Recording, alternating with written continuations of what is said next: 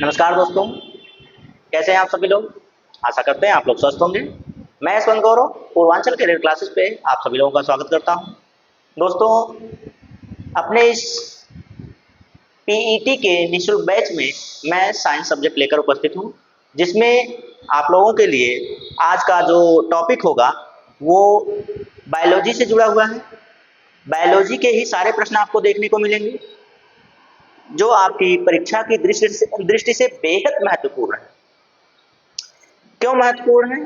क्योंकि आप जानते हैं कि ये विगत आए हुए प्रश्न है और चुनिंदा प्रश्न है, जिसमें आप जरूरी नहीं कि पीईटी की क्लास में ही इसे देखें। आप इसमें एनटीपीसी, आरओएआरओ, बीडीयू, लेखपाल और वनडे के यूपीपी, वनडे के जितने भी एग्जाम्स होते हैं आप सभी में इसको देख सकते हैं, क्योंकि यह सामान्य विज्ञान है और सामान्य विज्ञान का जो स्तर होता है वो यहीं तक होता है। अगर इससे कहीं ज़्यादा होता तो मैं वो भी इसमें इंक्लूड कर लेता। मैं आपको कहीं से भी बाहर जाने वाले प्रश्न नहीं लूँगा और ना ही बाहर कोई जो बातें होती हैं वो करने आता हूँ। तो जितनी महत्वपूर्ण बातें होती हैं, जितनी आपके लिए आवश्यक होती हैं, वही मैं आपको सिर्फ यहाँ पे लेकर आता हूँ और उसी पर हम लोगों की चर्चा होती है। बाकी थोड़ी बहुत इधर उधर की बात तो हो ही जाती है, मौज मस्ती तो करनी ही चाहिए थोड़ी बहुत, लेकिन मैं बहुत ज़्यादा देखते हैं आप लोग कि बहुत ज़्यादा मस्ती भी नहीं करता। आता हूँ क्लास में तो आपकी वही टॉपिक्स पर बात करता हूँ जो आपके परीक्षा की दृष्टि से महत्वपूर्ण। तो चलिए दोस्त, बिना देर करते हुए शुरू किया जाए आज की क्लास को। प्रश्न आपके स्क्रीन बोर्ड पर आ चुका है। प्रश्न को पढ़िए और इस प्रश्न का उत्तर देने का प्रयास कीजिए और प्रश्न का सही उत्तर देने का प्रयास कीजिए। चलिए, ये रहा आपका पहला प्रश्न। वह विकल्प चुने, और देखिए वह विकल्प चुने। देखिए बाहर बारिश हो रही है, क्या बात है, मौसम बहुत सुहाना है, पढ़ने का मजा भी इसी में आता है। तो चलिए आप लोग देखिए कि क्या होता है। तो वह विकल्प चुने जो संवहनी, देखिए संवहनी होना चाहिए, संवहनी तंत्र के संदर्भ में सत्य नहीं है। तो मतलब इसमें संवहनी तंत्र में के संदर्भ में वो सत्य नहीं होगा, ऐसी बात है।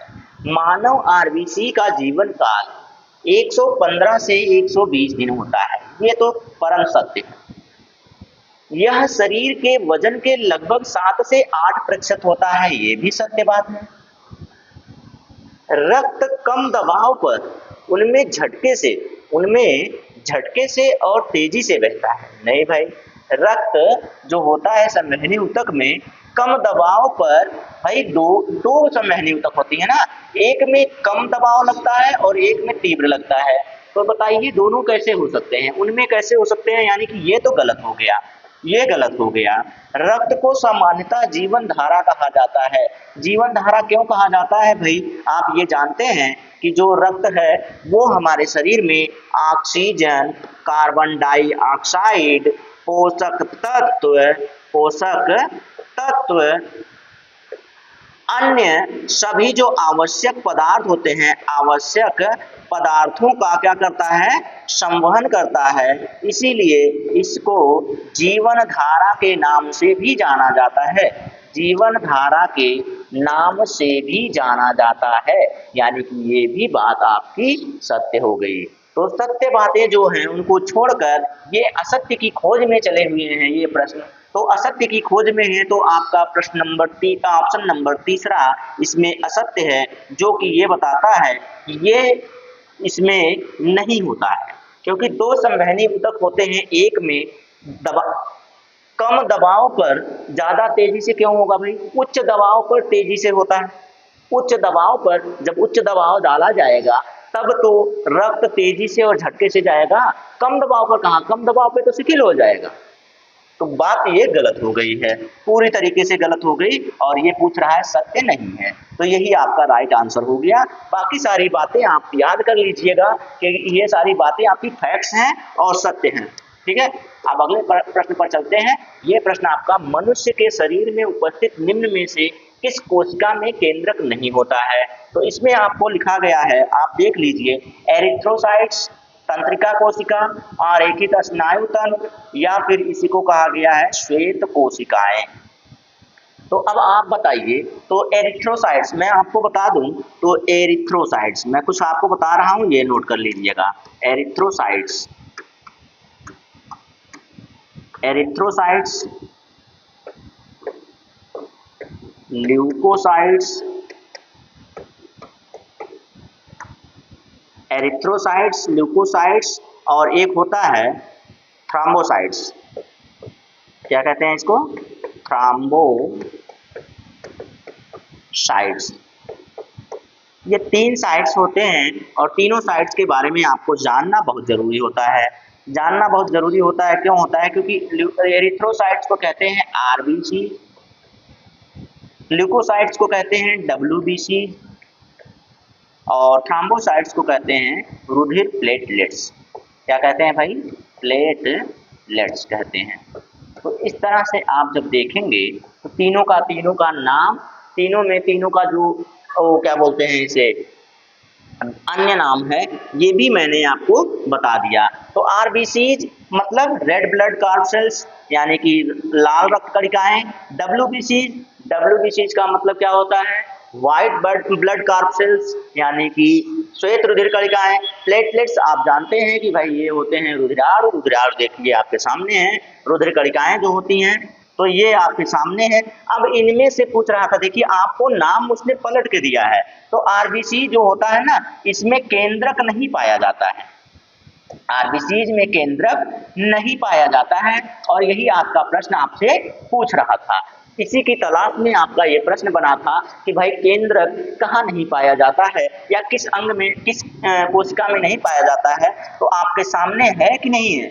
आप बता लेंगे कि नहीं बता लेंगे? ईमानदारी से बताइएगा, मैंने तो आपको सारी चीजें बता दिया। तो ये रहा आपका एरिथ्रोसाइट्स, जिसे आप लोग आरबीसीज के नाम से जानते हैं।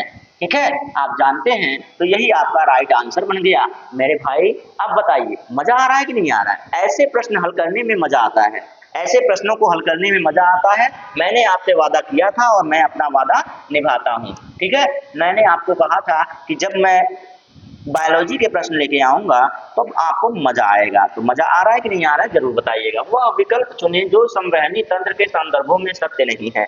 देखिए ऐसे ही प्रश्न बनाकर आपके पेपर में आपको दे दिया जाता है कि आप इसको हल कीजिए और हमें सही उत्तर बता दीजिए। तो कथन है, कथन को जब जानते रहेंगे आप, तभी आप सही लगा सकते हैं। तो आप देखिए क्या कहते हैं इसको।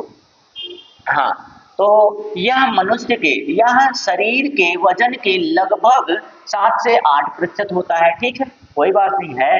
रक्त उच्च दबाव पर झटके से और तेजी से उनमें बहता है। उनमें बहता है का मतलब ये धमनी और शिरा दोनों की बात कर रहे हैं, जबकि धमनी प्लस शिराएं दोनों की बात कर रहे हैं, और जबकि दोनों में ये बातें नहीं होती हैं। एक में ये बात होती है और दूसरे में ये बात नहीं होती है, इसलिए इसमें एक बात तो गलत हो गई है। रक्त को सामान्यतः जीवन धारा यानी कि अभी अभी मैंने कहा रिवर ऑफ लाइफ कहा जाता है। क्या कहा जाता है? रक्त को रिवर ऑफ लाइफ कहा जाता है, रिवर ऑफ लाइफ के नाम से भी जाना जाता है। ठीक है, ये हो गया। उसके बाद मानव हृदय का आकार बंद मुट्ठी के समान होता है, बंद मुट्ठी के समान होता है। जितना होता है, जैसे आप ये मुट्ठी आप बंद कर लीजिए, हृदय का आकार इतना ही होता है और इसी आकार में होता है। ठीक है, तो ये हो गया आपका सत्य बात। तो आपकी असत्य बात इसमें कौन सी निकली? असत्य बात आपकी तो निकल गई भाई ये वाली, ऑप्शन नंबर बी, और यही आपका राइट आंसर बनाएगा, क्योंकि ये असत्य की खोज में चल रहे हैं भाई लोग। भाई एग्जामिनर महोदय लोग अब सत्य की खोज में नहीं रहते, कौन सा सत्य कथन है। अब कहते हैं कि भाई आप असत्य की तलाश में रहिए, सत्य अपने आप मिल जाएगा। तो लीजिए, हम असत्य बातें ढूंढ ले रहे हैं भाई, परम ज्ञान की प्राप्ति कर लीजिए, आप लोग आसानी से आपको मिल जाएंगे। ठीक है, लीजिए, पाचन के बाद प्रोटीन परिवर्तित हो जाता है, मतलब पूछ रहा है कि प्रोटीन की इकाई क्या है, यही ये पूछ रहा है, लेकिन आपसे घुमाकर पूछ रहा है। क्या कह रहा है कि प्रोटीन की इकाई होती है। तो प्रोटीन की इकाई क्या होती है भाई? ये होती है अमीनो एसिड्स, यानी कि अमीनो अम्ल कह सकते हैं आप। जहां भी ऑप्शन में होगा आप लगा लीजिएगा। कार्बोहाइड्रेट्स, कार्बोहाइड्रेट्स,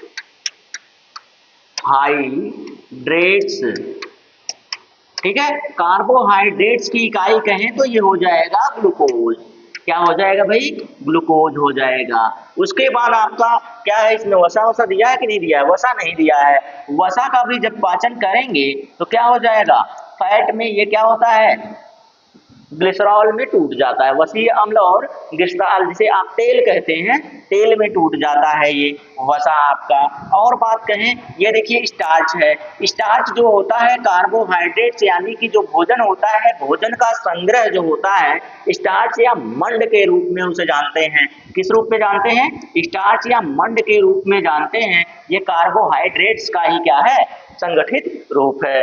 ठीक है, कार्बोहाइड्रेट्स हो गया। अब छोटी छोटी गोली, ये तो अन्यथा ही दे दिया है, ये अन्यथा ही दे दिया है, छोटी छोटी गोलियां, छोटी दवाइयां थोड़ी खा रहे हैं, छोटी छोटी गोलियों में टूटेगा। चलिए उसे हटाइए। अमीनो अम्ल यही आपका राइट आंसर है इस प्रश्न का। बाकी जानकारी आप जानते रहिए कि कार्बोहाइड्रेट्स किस में टूटता है, ग्लूकोज में टूटता है। ठीक है भाई, ये सारी बातें आपको जानना जरूरी होता है। इकाई के रूप में जानिए या इसी रूप में जानिए, मैंने आपको जैविक अणुओं के बारे में पढ़ाया, पोषक तत्वों जो होते हैं, पोषक अणु जो होते हैं, उनके बारे में मैंने आपको पढ़ाया, मैंने आपको बताया है। अगर आपने क्लास देखी हुई है मेरी तो आपको समझ में आ जाएगा कि ये सारी बातें मैंने आपको पढ़ाया था। ठीक है, चलिए आगे बढ़े। छोटी आंत की भीतरी परत में कई उंगलियों नुमा प्रवर्ध प्रक्षेपण होते हैं, जिन्हें कहा जाता है प्रवर्ध। कहीं कहीं लिखा होता है, कहीं कहीं प्रक्षेपण लिखा है ना, तो मैं आपको इसका अन्य नाम भी बता दूं, तो इसे कहीं कहीं प्रक्षेपण भी लिखा रहता है। तो आप बताइए, एग्जामिनर महोदय हमसे बच के कहीं जा पाएंगे? प्रवर्ध, प्रवर्ध के रूप में भी होता है।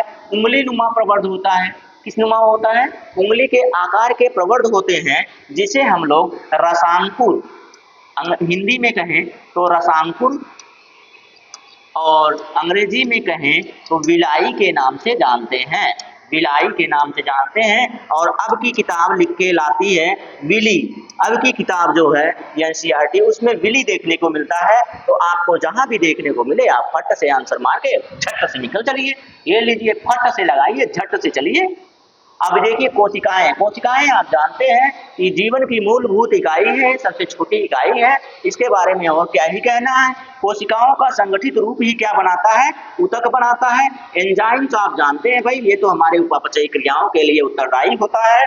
तो बाकी इसका राइट आंसर कौन बन गया, तो राइट आंसर आपका बन गया ये विली, जिसे लिखा गया है। आप चाहे विली कहिए, चाहे बिल्ली कहिए, चाहे बिलाई कहिए, चाहे रसांकुर कहिए, चाहे प्रवर्ध कहिए, मर्जी आपकी है, आप स्वतंत्र हैं कहने के लिए। बाकी आंसर आपका यही सही होगा, आप कुछ भी कर लीजिएगा। चलिए आगे बढ़ते हैं आपके अगले प्रश्न पर, प्रश्न नंबर 6 पर। मानव रक्त में सबसे बड़ी कोशिकाएं हैं, मानव रक्त में सबसे बड़ी कोशिकाएं हैं, ऑप्शन में से चूज करना है। बाकी मैं बता देता कि मानव शरीर की सबसे जो बड़ी कोशिका है, सबसे लंबी कोशिका, सबसे छोटी कोशिका है, कौन सी कोशिकाएं हैं, जैसे कि शुतुरमुर्ग का अंडा हुआ, तंत्रिका कोशिका हुई, या फिर स्पर्म हुआ, या फिर आपका पीपीएलओ हुआ। ये सारी की सारी चीजें मैंने आपको पढ़ा रखा है भाई, मैंने सारी चीजें पढ़ा रखा है। सबसे छोटी कौन, सबसे बड़ी कौन है, लेकिन इस प्रश्न के हिसाब से आप बताएंगे कि कौन सा सबसे बड़ा है। तो इसमें सबसे बड़ी जो होती है वो आपको देखने को मिल जाएगी WBC। कौन देखने को मिल सकता है, WBC देखने को मिल सकता है, यही इसका राइट आंसर बन जाएगा। लसिका कोशिका छोटी होती है, 4 रंगों में रंग कोशिका है, ये भी छोटी होती है, यानी कि वर्णक पूछ रहा है। साथ ही साथ ये पूछ रहा है कि लाल कोशिकाएं, लाल कोशिकाएं का मतलब लाल रक्त कोशिकाएं कह रहा था। ये सारी की सारी बातें और सारे जो घुमाव है वो बहुत ज्यादा हमको भरमा नहीं सकते हैं। राइट आंसर आपके सामने है, श्वेत रुधिर कणिकाएं। ठीक है, चले आगे बढ़े। मजा आ रहा है ना, ऐसे प्रश्नों को हल करने में मजा आता है।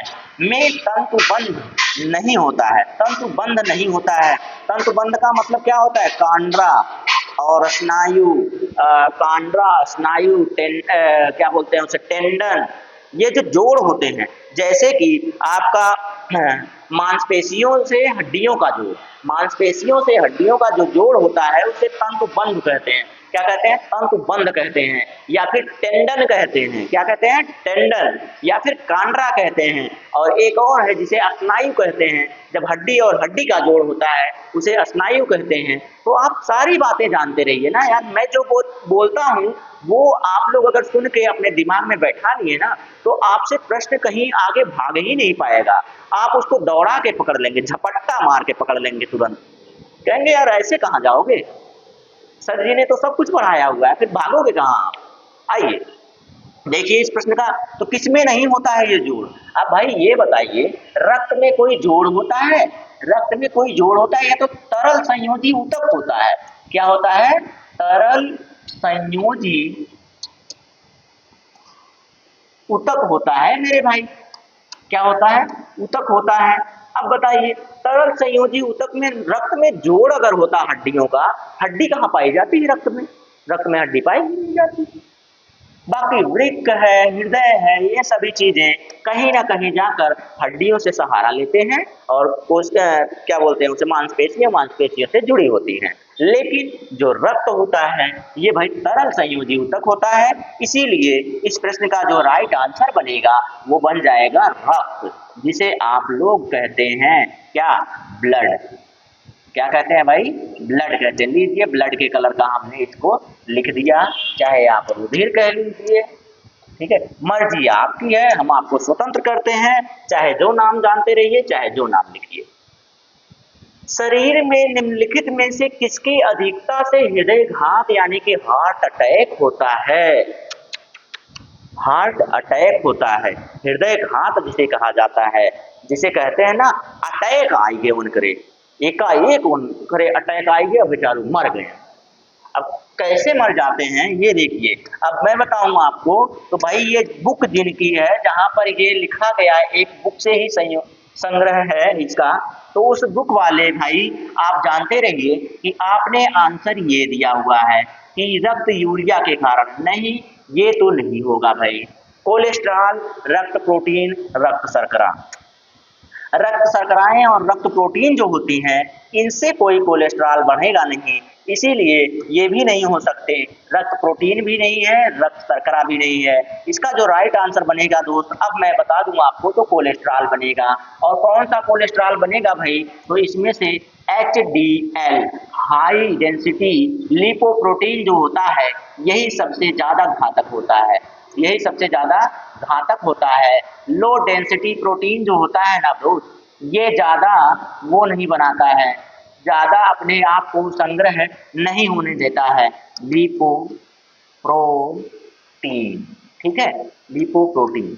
तो ये लिपोप्रोटीन जो होता है ये वाला सही होता है, जबकि इसे खराब के बारे में जानते हैं और हाई डेंसिटी वाले को अच्छे के रूप में जानते हैं। लेकिन यही जो अच्छा होता है ना, जब शरीर में जाता है और रक्त कोशिकाएं, बताइए रक्त कोशिकाएं इतनी मोटी होती हैं, अगर इसमें ये कोलेस्ट्रॉल जाता है ऐसे ऐसे फैट बना लेता है, ऐसे ऐसे क्या करता है, फैट बना लेता है और रक्त कोशिकाओं को क्या कर देता है, पतला कर देता है, रक्त कोशिकाओं को ऐसे पतला कर देता है। तो बताइए अब आपको ज्यादा ये चौड़ा है इसमें से जाने में आसानी होगी या फिर ये पतला है इसमें से जाने में आसानी होगी। इसमें से जाने में आपको दिक्कत होती है, जब दिक्कत होती है तो जब बेचारा रक्त इसमें से जाता है ना, इसमें से जाएगा आसानी से बह जाएगा, इसमें से जाएगा आसानी से चला जाएगा, इसमें 3 लोग चले जा रहे हैं, देखिए 4 लोग चले जा रहे हैं, 5 लोग चले जा रहे हैं, इस तरह से ढेर सारा चला जा रहा है। लेकिन अब बताइए इसमें एक गया दूसरा गया, दोनों फंसने लग रहे हैं, इसका मतलब है कि अब ये तेजी से जाएंगे। जैसे मोटी पाइप होती है, पानी उसमें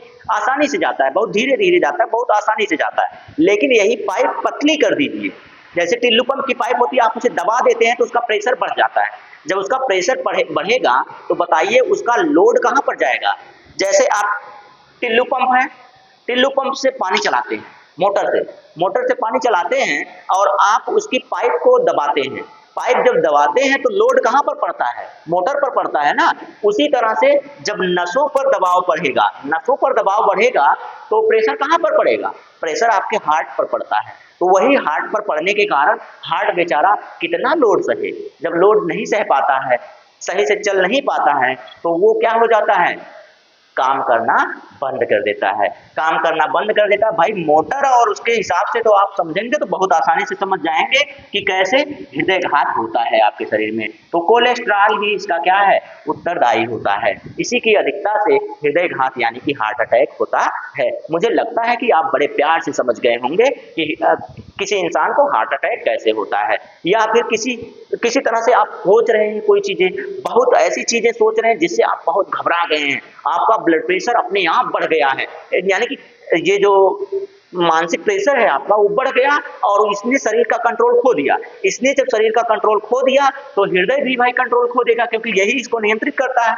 ये दिमाग इसको हृदय को नियंत्रित करता है। अब ये नियंत्रित नहीं करेगा तो ब्लड बहुत तेजी से बहने शुरू हो जाता है, जिसकी वजह से भी हार्ट अटैक होता है। तो हार्ट अटैक की कई तरीके से हार्ट अटैक होते हैं, लेकिन इसमें जो पूछा था वो यही रीजन था, ठीक है।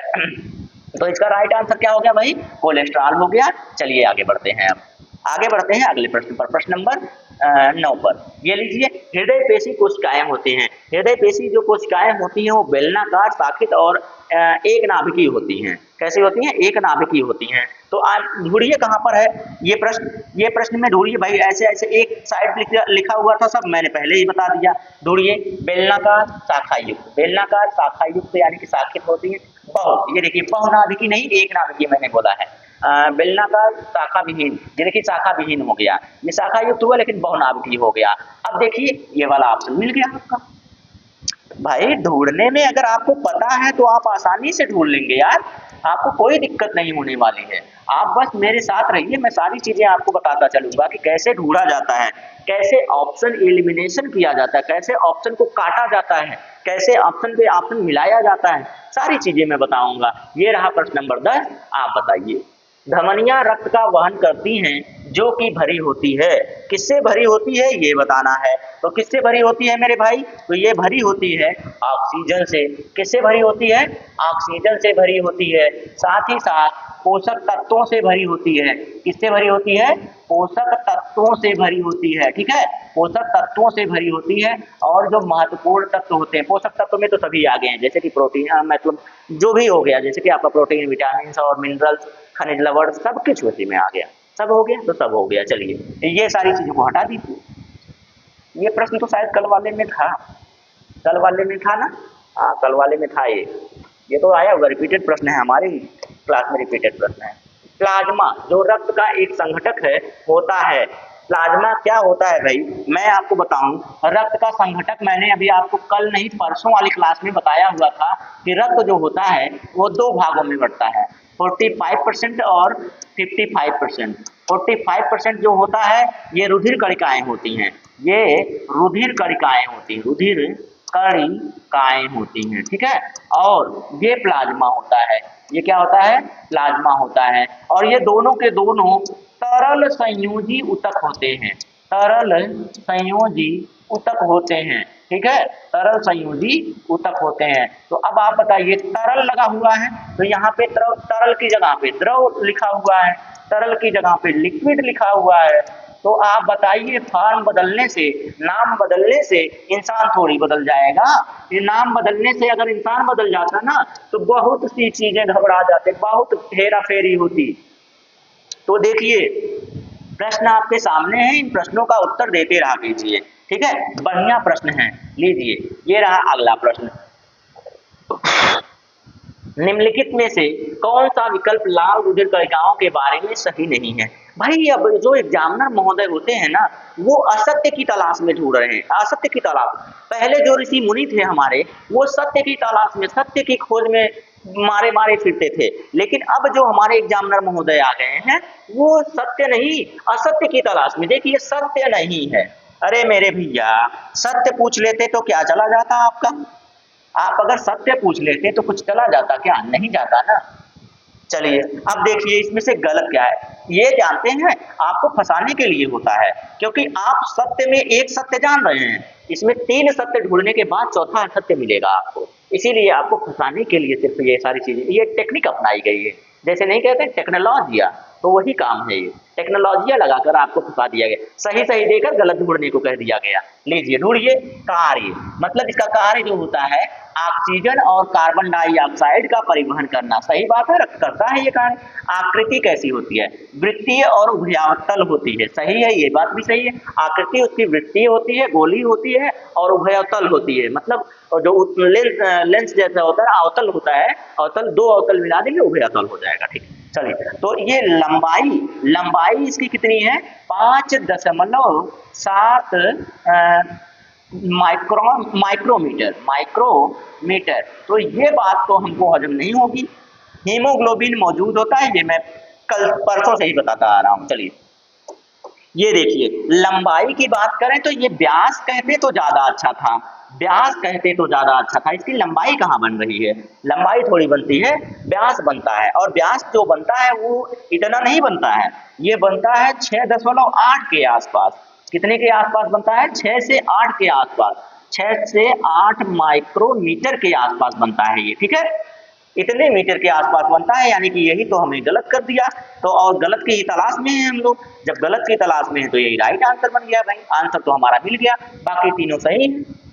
चलिए, मजा आ रहा है कि नहीं आ रहा है, जरा बताइएगा। प्रश्न नंबर 13 आपके सामने आ चुका है और इस प्रश्न का आंसर दीजिएगा। हमें तो लग रहा है कि यही प्रश्न आपका भेजा खोल देगा, यही प्रश्न आपका भेजा खोल देगा एकदम से, क्योंकि आपके भेजे में ये बातें कभी घुसी ही नहीं होंगी, ना ही कोई टीचर इनको बताने का प्रयास किए होंगे, क्योंकि ये आपको हाई स्कूल तक में बहुत कम मिलता है। चलिए, निम्नलिखित में से कौन सी नस पूर्ववर्ती हिस्सों से रक्त एकत्रित करती है? पूर्ववर्ती का मतलब क्या होता है? पूर्ववर्ती का मतलब होता है सिर, ये सीना, गर्दन, मुख, ये सारी चीजों से रक्त कलेक्ट करता है। कौन सी नसें ऐसी हैं? तो कौन सी ऐसी नसें हैं भाई?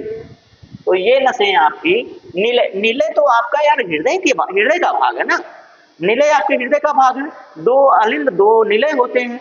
अरे जो आपका हृदय होता है ये 4 चैम्बर होता है ना, ये 4 चैम्बर होता है। दो नीले, एक दो नीले, दो अलिंद होते हैं। तो ये तो हृदय नीले का भाग हो गया ना। और उसके बाद महाधमनी शुद्ध रक्त ले जाने का कार्य करती है। वो भी कहाँ से? हृदय से निकालती है, हृदय से शुद्ध रक्त को निकालती है। और ये कार्य क्या कह रहा है? नस शरीर पूर्ववर्ती हिस्सों से रक्त एकत्र करती है, लेने का कार्य करती है। तो वो है आपकी सुपीरियर वेना कावा।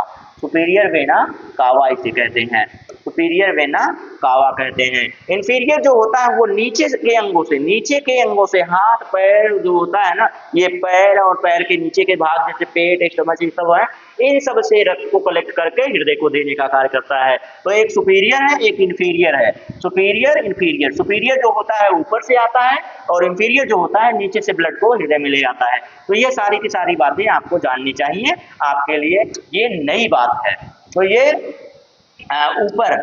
ऊपर के अंगों से जान लीजिए, और ये नीचे के अंगों से। अब नीचे के अंग कौन से वो जानते रहा कीजिए। हृदय के नीचे के अंग और हृदय के ऊपर के अंग, दो भागों में बांट दीजिए, आपको सारी चीजें समझ में आ जाएगा। और ये जो पूछा था ये सिर के पास वाले से पूछा था। सिर, तंत्रिका कोशिका, गर्दन, सिर, गर्दन, मुख और साथ में आपका सीना भी इसी में आ जाएगा। सीना यानी कि जिसे आप चेस्ट कहते हैं, वक्ष जिसे कहते हैं आप। तो ये सारी चीजों के सुपीरियर वाला हो जाएगा इसमें से। अब मैंने दोनों बता दिया कि नहीं बता दिया? ये नीचे के अंगों से। ठीक है, तो सारी जानकारियां आपके पास होना जरूरी है, ये मेरा मानना है। बाकी आपका क्या मानना है आप जानते रहिए, आप अपने आप में स्वच्छंद हैं। ठीक है, चलिए प्रश्न नंबर 14 आपके सामने। वह विकल्प चुने जो परिसंचरण तंत्र के बारे में सत्य नहीं है। अरे भाई कितनी बार सत्य ढूंढवाओगे हमसे परिसंचरण तंत्र में? बताइए, ऐसे प्रश्न हैं बार बार हमारे सामने आते हैं। तो हम भी कहाँ कम हैं, हम भी तो बेहया ही हैं। प्रश्नों को हल करने के मामले में बेहया है, लगातार हल करते रहते हैं, कोई मतलब नहीं, हमें कोई दिक्कत नहीं होती। आइए, रक्त लाल संवहनी संयोजी ऊतक होता है। ठीक है, ये तो होता है यार, रक्त जो होता है लाल संयोजी संवहनी ऊतक होता है, कोई बात नहीं है। रक्त वयस्क व्यक्ति में लगभग 6.8 लीटर रक्त होता है। माना गया है कि इतना होता है, 6 से 7 भी माना गया है ना। मानव लाल रुधिर का इकाई आरबीसी, ये तो बताया गया है, पहले से बताया गया है ना, ये तो बताया गया है कि इतना होता है। अभी कल वाले में 115 से 120 दिन, और शायद ऊपर भी बताया गया है, अभी ऊपर बताया गया था। यह शरीर के भार का लगभग 7 से 8, ये एक एक लगा के गलती कर दी है, देखिए एक एक लगा के गलती कर दिए हैं महोदय। ये नहीं जान रहे हैं कि हमारे जो स्टूडेंट हैं वो बड़े स्मार्ट हैं, एक एक लगा के आप गलती कर दिए और यही गलत कर दिए। 7 से 8% कहे होते हैं ना, 7 से 8, देखिए एक एक हटा दीजिए, 7 से 8% आ जाएगा। सही उत्तर भी इसी में है और गलत उत्तर भी इसी में है। तो गलत उत्तर क्या हो गया भाई, गलत इसने ये कह दिया कि 17 से 18%, 17 से 18% नहीं 7 से 8% होता है, वो मैंने आपको बताया। 7 से 8% होता है, ठीक है। तो यही वाला गलत हो गया और इसने गलत ही पूछा था, तो राइट आंसर आपका ऑप्शन नंबर डी हो गया। बाकी सारी चीजें समझते रहिए, जानते रहिए, पहचानते रहिए। और आज के लिए इतने ही प्रश्न थे, बस मजा आया कि नहीं जरूर बताइएगा, कमेंट जरूर कीजिएगा कैसे रहे प्रश्न और कैसी रही ये पूरी क्लास आपकी। तो ठीक है दोस्त, तो आज के लिए इतना ही, फिर मिलते हैं आपको अगले दिन अगली क्लास में, अगली कक्षा में, नई ऊर्जा नए जोश के साथ, नए प्रश्नों के साथ आपके बेहतरीन सेशन बनाने के लिए, ठीक है। तो आज के लिए बस इतना ही दोस्तों, जय हिंद।